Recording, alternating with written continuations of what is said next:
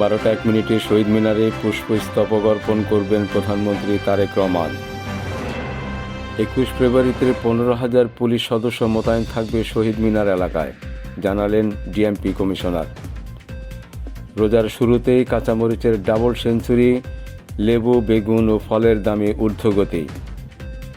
রমজানে বাজার স্থিতিশীল রাখতে পর্যাপ্ত খাদ্য মজুত রয়েছে, বললেন বাণিজ্যমন্ত্রী।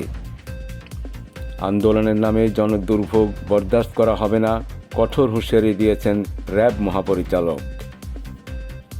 বাংলাদেশের আকাশে ভারতের স্পাইস জেটকে নিষেধাজ্ঞা।